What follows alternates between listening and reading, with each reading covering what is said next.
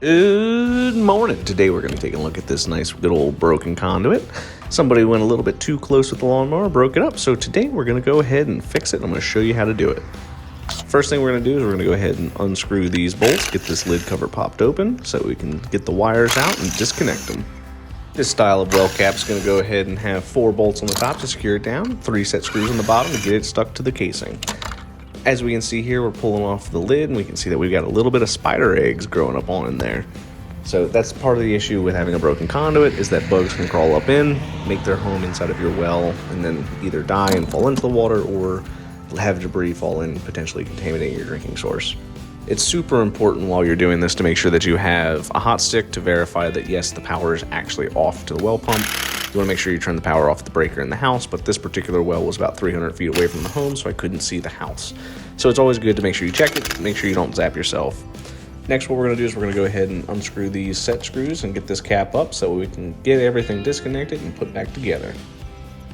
In our area, most of these wells are going to be connected using wire nuts and electrical tape. The electrical tape is going to keep everything nice and secure, and the wire nuts are going to make it where those wires have a good bond to one another.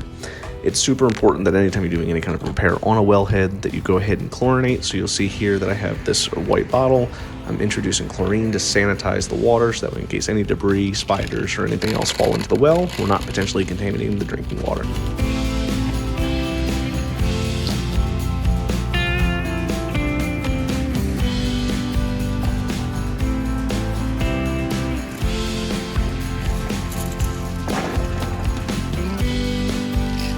Chlorinating the well water is super important because it'll kill off any of the bacteria. Now, generally when we do this, what we would do is we introduce the chlorine tablets into the well, let it dissolve in the very beginning so it doesn't get stuck in like the pump screen or anything.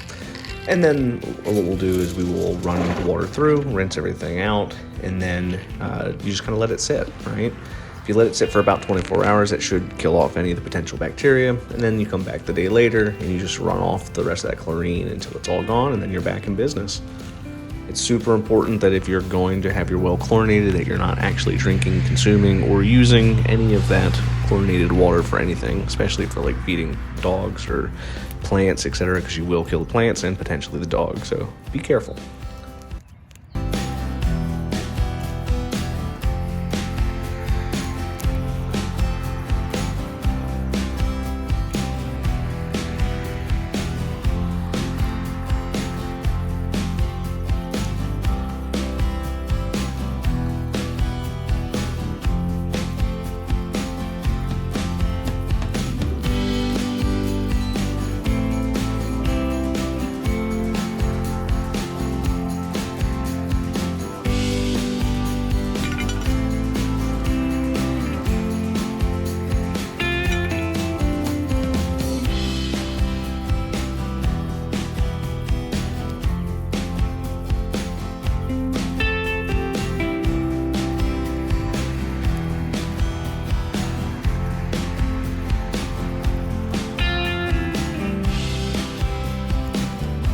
Now that we have everything disconnected, we're going to go ahead and pop off this lid, pull all the wires through.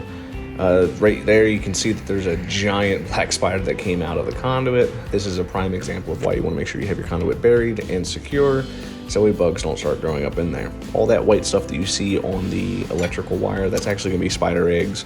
So we're going to go ahead and pull all that off so we don't have a whole spider family that grows up and lives inside of this well, potentially undoing all of the chlorinations that we just done.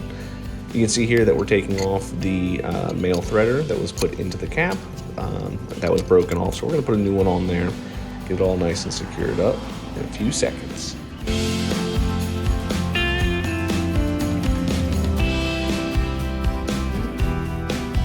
The most common pipe material that we use for conduits is going to be regular Schedule 40 PVC. It doesn't have to be pressurized or anything else. We generally don't use black roll pipe. Some people will. I generally don't think it looks as good, but it'll do the same job. Basically, all the conduit is just protection for the electrical wires.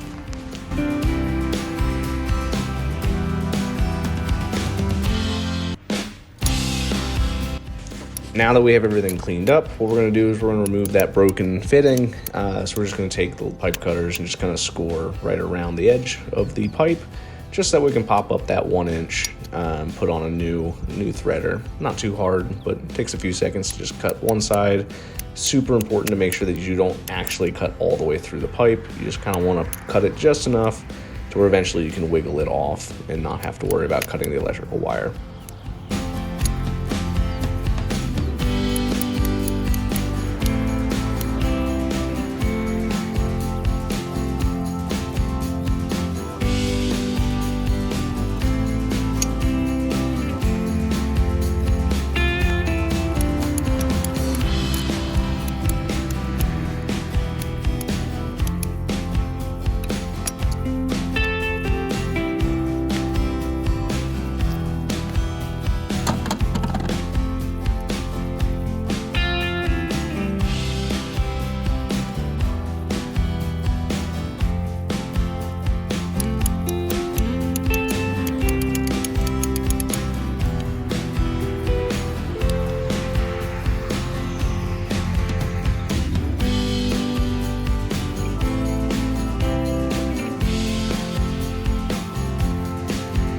So as you can see right here, we're going to go ahead and take our 1-inch male PVC thread and go ahead and screw it right on. Get it nice and snug. Doesn't have to be super tight. These lids are not waterproof, but they are going to basically keep it to where if rain falls on it, the water's not going to get into it.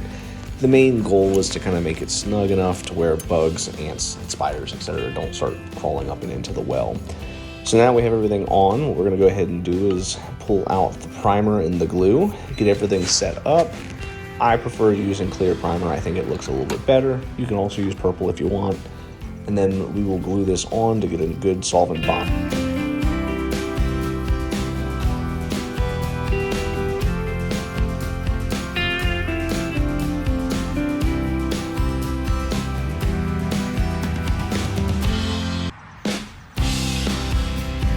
This is just your friendly reminder. If you enjoy content like this, please go ahead, hit that like button and subscribe, as I will have more content posted daily on the world of well and septic.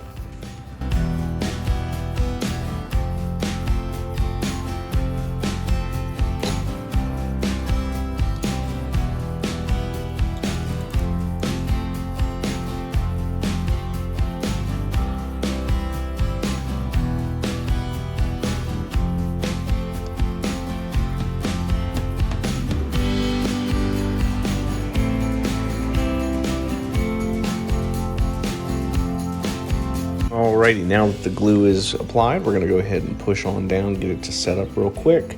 We don't need to be super specific about getting it level. I just want to make sure that we get a good fit. Everything looks like it's in good shape.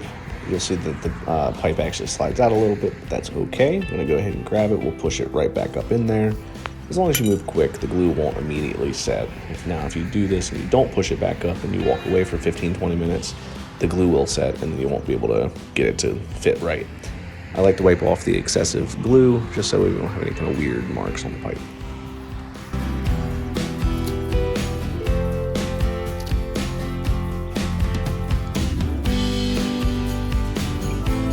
Alrighty, so what I'm doing right now is I'm pulling this up so I can reset the gasket to make sure that everything's nice and level.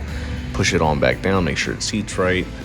Now what we're going to do is we're going to grab the set screws and we're going to go ahead and put those back in place so the base will stick to the well casing, and so we can get a nice secure attachment so it doesn't wiggle around and move. And hopefully the next time this thing gets tapped with a lawnmower or whatever, it's a little bit more resistant to that damage.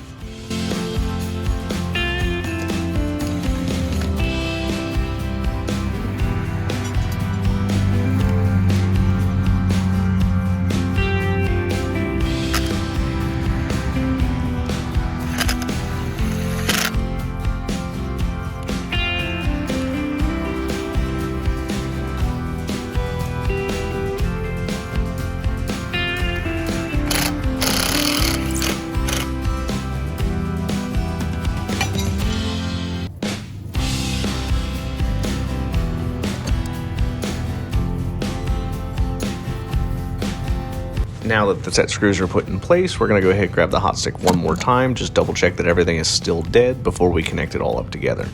It may seem silly, but it's super important to make sure that you're always checking that the power is not on to these wires, so we don't accidentally grab a wire thinking that it's dead and it actually has juice to it and hurt yourself.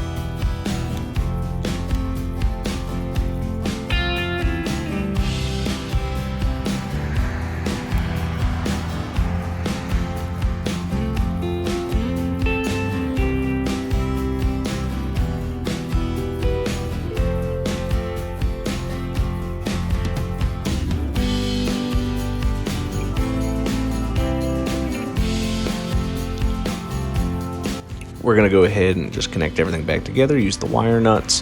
Once everything's wire nutted back together, I like to give it a nice tug to make sure that the nut doesn't fall off.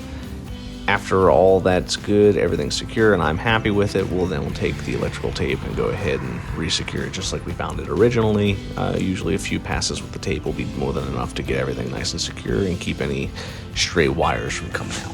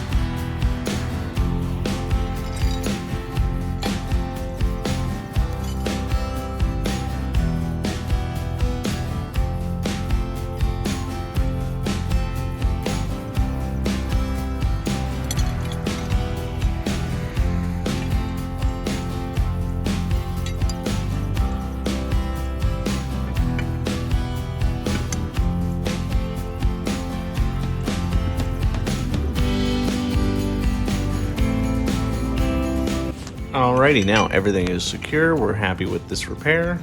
The conduit has been fixed and is secured to the cap, so we're going to go ahead and put the gasket back on. Go ahead and slowly secure these bolts. I like to kind of do it like a car tire, where you get one side just kind of snug, and then you go ahead and just kind of work in a star pattern. And then once all 4 of these bolts are in place, then I'll go back behind it and make sure that everything's nice and secure really well, so the lid doesn't move at all.